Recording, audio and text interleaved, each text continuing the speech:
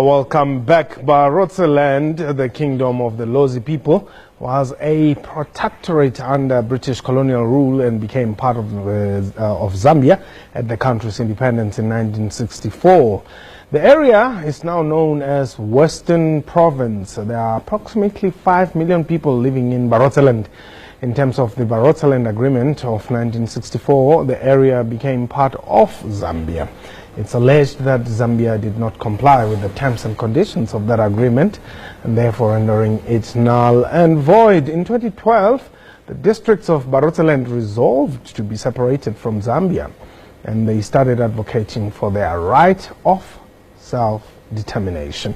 In 2013, Afumba Mombotwa was sworn in as the Administrator General of Barotseland in defiance of the Zambian government's jurisdiction over that area. Subsequently, 3 of Barotseland Kingdom leaders were arrested in December 2014 on charges of treason, and they were tried and convicted in March 2016 and sentenced to 10 years imprisonment. In April 2018, they lodged an appeal against both their conviction and sentence, but their appeal has not been heard. Now I'm joined in studio by Secretary General of Lunyinda Ndambo Youth League, Chris Lubasi, and Kala Luka, or rather, and the League's Secretary for International Relations, Bright Nyame. Gentlemen, let me welcome you. I'm not even going to try and repeat your names, but just feel welcome. Thanks. Yes. Right now, let's talk about this Barotseland story. All of a sudden, come 2012, you trying to resuscitate something that happened in 1964.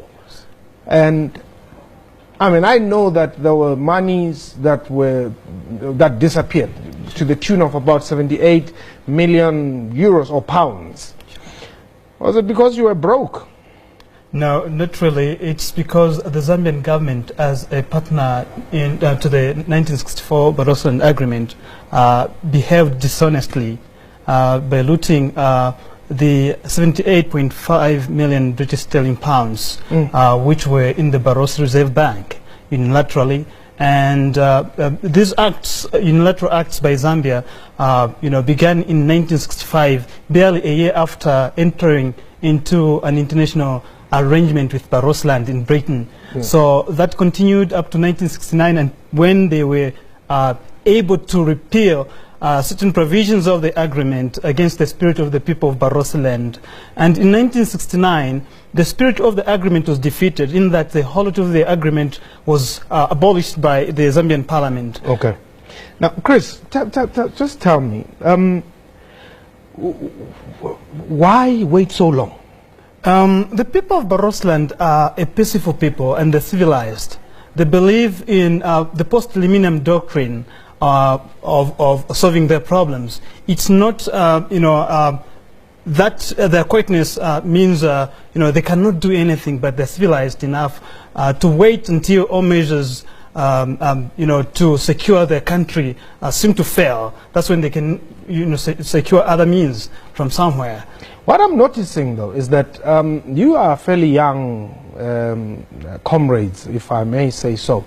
Are you taking up a struggle which your forefathers and your fathers and grandparents failed to conquer? Well, let me hear from you. Yes, you'd find that most young people are the one who are active. Yes, and the old one, they give guidance to the young ones. Yeah. Yes. But listen, there has to be a reason why Barotseland was annexed, if one may say so. Because other annexures in the world caused world wars. But in your case, an annexure caused nothing but a peaceful demonstration for 40 years, and you praying to God and all. That's what your manifesto says. You always rely on God for guidance and all that, instead of fighting for your land. Yes, yes. We are very civilized people, and we have that patience, and we believe that just achieving greater things doesn't matter of fighting, but even involving the brain and thinking you sit down and resolve issues. Okay, what do you want the government of Zambia to do? We want the Zambian government to recognize that they have no legitimacy over Barotseland. Okay, they have refused to do that for the past 40 years. No, we have international law and we abide to that. They are not respecting it. We appeal to the international community to come, and help and intervene in this issue. They have ignored you for 40 years. No, we have solutions then. Because if peaceful calls for peaceful disengagement processes fail, then we left to choose our own methods of solving this impasse. But I believe they've not yet failed the This issue. matter has not even gone to the United Nations. It has gone. It has gone. There's no resolution. Maybe they're still investigating, but maybe. But no, they are still investigating, but it has gone so far. Well, other stories, I mean, the Wira people are recognized at that level. The Palestinians are recognized at that level. Who are you? We are sure that they will recognize us. When? Just now. You're still praying? No. Let me chip in. The issue of Barotseland has been tabled by international tribunals. Yeah. We know in 1994, 1996, His late Majesty King Luteyeta IV brought this issue to the attention of the Commonwealth. But we hear the authorities then did many processes to hinder the discussion, the progression of the discussion towards solving the issue. So I mean, whatever we're doing, we are, updating the international community. As you may be aware, there is a government in Barotseland. And which is not recognized by the government, that is recognized by the African Union. We are not waiting for African Union to recognize us. We are not waiting for the Zambian government to recognize us. We only want civilized people who are able to call insanity as insanity. Calling a spade as a spade is what we need here. If there are some people in the world who can come and say this is right, the Barotse people have been downtrodden and oppressed on the basis of an agreement that never entered into force. Those are the people we need to talk about. But why do you need other people from outside to come and tell you that you must be free? We are already free. What is happening? You are not. We are free. What is just happening? These are mere formalities. It's an argument of who has power over our country. We have our government according to the norms and regulations of the Barotse people. But if that was the case, Brad, if yes. that was the case. Your fellows wouldn't have been arrested and sentenced on treason charges. Yes, but... so it means that they have transgressed the laws of Zambia. In fact, on that one, they are just trying to violate human rights. No, they are not trying. They are violating human rights. They are violating human rights, actually. Because we are free already. We declared a free, total independence from disengagement from Zambia. Yes. And they have not challenged that. It is still valid. They have accepted that. Do you use passports to go from Barotseland into Zambia? Let me chip in. No, at the time being, there is no need for that because we still have this argument going on of who has power over our country. But sovereignty belongs to the people. We were connected to Zambia on express terms and conditions.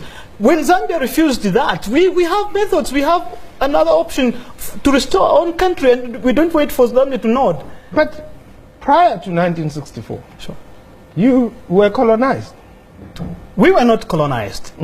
Our express connection with any foreign powers was regulated since the 19th century, when the explorers and missionaries came to Africa. Yes. The first encounter of the Barotse people with aliens and foreign powers was through agreements, like the Lochner Concession of 1890 by His late Majesty King Lewanika. So this has been the trend of the Barotse people. We were a protectorate. And what is surprising is Zambia was simply inheriting the obligations of the British Crown over Barotseland. But the president never inherited the powers of the Litunga. But what we see is the president assumed the responsibilities of the Litunga and even went to an extent of colonizing Barotseland, a black-to-black colonization, and that's what we are refusing. Okay.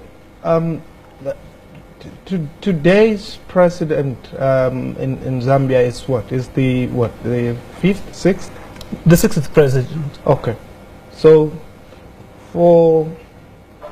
it's even worse because under KK that was like almost 30 years. So you have failed to convince 6 leaders that you need to be independent. I'm sorry, we have not failed.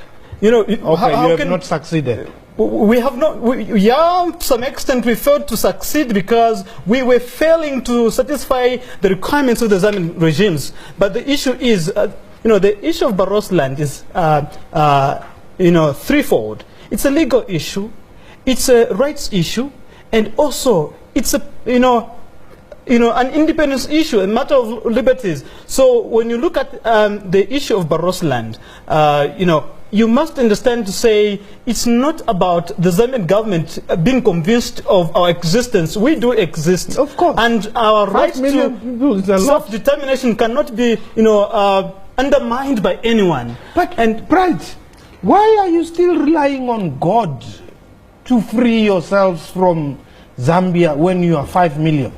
You know, we, like I have just said, that we are peaceful people. And we don't want... Peace has not brought you anything. It will bring. It will bring. When? We are very much confident that this is the reason why we are calling on the international community to intervene. Okay. Yes, so that they see how Zambia has mistreated us regarding of even violating the human rights. And as I'm speaking to you this time, the Zambian government has deployed their armory in Barotseland. Okay. Yes, the schools, they've been camping. I mean, soldiers are camping on the schools. They are raping. I mean, they are raping our pupils. They're just, there's no peace in Barotseland as I speak now. Okay. Yes. Unfortunately, we've run out of time. It's a matter that I would still want to engage you on, because there's a lot of things that you're blaming on this integration into Zambia, social cohesion, there's no peace and all that, because you believe it's because, you are annexed, so to say. But we wish you all the best. But you would have to do more than just praying in order to really realize your freedom. In fact, we are even appealing to the South African government to come in, especially President Cyril Ramaphosa being the SADC chairperson, okay. Because yes. we believe always something can be done. The people of South Africa and the people of Barotseland share a common history. Thank you. So much. Yes. Well, that was Secretary General of Linyungandambo Youth League, Chris Dubasi Kalaluka, and the League's Secretary for International Relations, Bright Nyame. And Pearl, what have you got? One part at the back of that, we'll take a quick break and we'll return with more news at the top of the hour. Do stay with us here on The Globe.